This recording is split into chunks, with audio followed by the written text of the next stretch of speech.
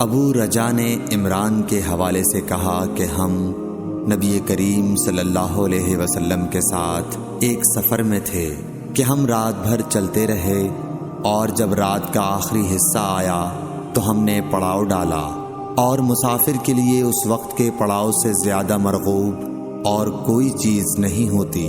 پھر ہم اس طرح غافل ہو کر سو گئے کہ ہمیں سورج کی گرمی کے سوا کوئی چیز بیدار نہ کر سکی۔ سب سے پہلے بیدار ہونے والا شخص فلاں تھا، پھر فلاں، پھر فلاں۔ ابو رجا نے سب کے نام لیے، لیکن اوف کو یہ نام یاد نہیں رہے۔ پھر چوتھے نمبر پر جاگنے والے حضرت عمر بن خطاب رضی اللہ تعالی عنہ تھے، اور جب نبی کریم صلی اللہ علیہ وسلم آرام فرماتے تو ہم آپ کو جگاتے نہیں تھے، یہاں تک کہ آپ خود بخود بیدار ہوں، کیونکہ ہمیں کچھ معلوم نہیں ہوتا کہ آپ پر خواب میں کیا تازہ وحی آتی ہے۔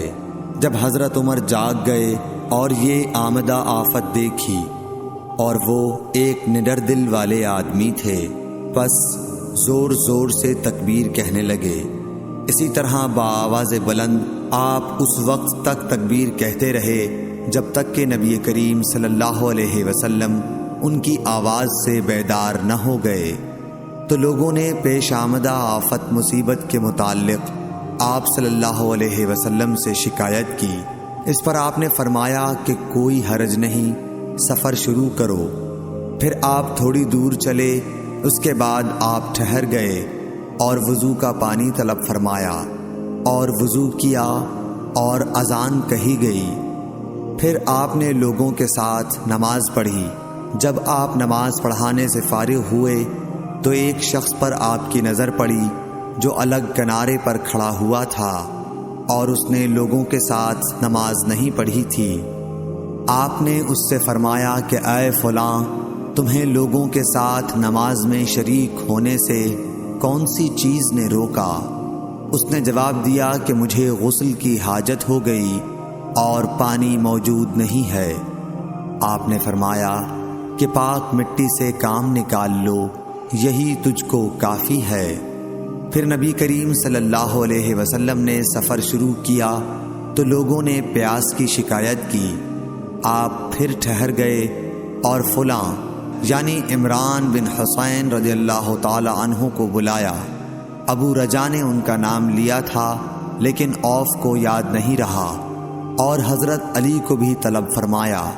ان دونوں سے آپ نے فرمایا کہ جاؤ پانی تلاش کرو۔ یہ دونوں نکلے۔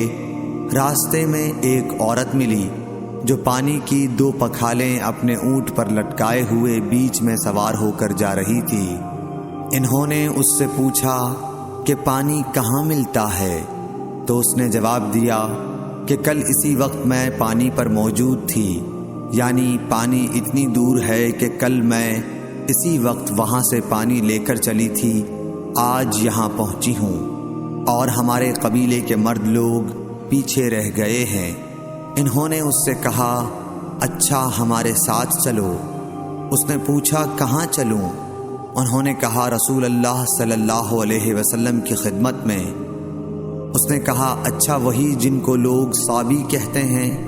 انہوں نے کہا یہ وہی ہیں جسے تم کہہ رہی ہو۔ اچھا اب چلو۔ آخر یہ دونوں حضرات اس عورت کو حضرت صلی اللہ علیہ وسلم کی خدمت مبارک میں لائے اور سارا واقعہ بیان کیا۔ عمران نے کہا کہ لوگوں نے اسے اونٹ سے اتار لیا۔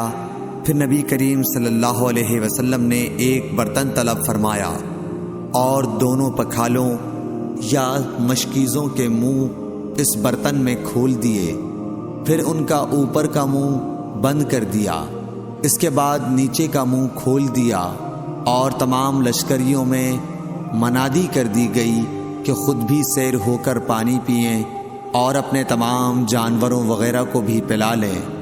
پس جس نے چاہا پانی پیا اور پلایا، اور سب سیر ہو گئے۔ آخر میں اس شخص کو بھی ایک برتن میں پانی دیا جسے غسل کی ضرورت تھی۔ آپ نے فرمایا لے جا اور غسل کر لے۔ وہ عورت کھڑی دیکھ رہی تھی کہ اس کے پانی سے کیا کیا کام لیے جا رہے ہیں، اور خدا کی قسم جب پانی لیا جانا ان سے بند ہوا تو ہم دیکھ رہے تھے کہ اب مشکیزوں میں پانی پہلے سے بھی زیادہ موجود تھا۔ پھر نبی کریم صلی اللہ علیہ وسلم نے فرمایا کہ کچھ اس کے لیے کھانے کی چیز جمع کرو۔ لوگوں نے اس کے لیے عمدہ قسم کی کھجور، اجوا، آٹا اور ستو اکٹھا کیا، یہاں تک کہ بہت سارا کھانا اس کے لیے جمع ہو گیا تو اسے لوگوں نے ایک کپڑے میں رکھا اور عورت کو اونٹ پر سوار کر کے اس کے سامنے وہ کپڑا رکھ دیا۔ رسول اللہ صلی اللہ علیہ وسلم نے اس سے فرمایا کہ تمہیں معلوم ہے کہ ہم نے تمہارے پانی میں کوئی کمی نہیں کی ہے، لیکن اللہ تعالیٰ نے ہمیں سیراب کر دیا۔ پھر وہ اپنے گھر آئی، دیر کافی ہو چکی تھی، اس لیے گھر والوں نے پوچھا کہ اے فلانی کیوں اتنی دیر ہوئی؟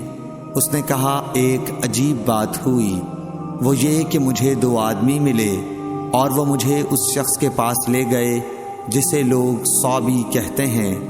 وہاں اس طرح کا واقعہ پیش آیا، خدا کی قسم وہ تو اس کے اور اس کے درمیان سب سے بڑا جادوگر ہے۔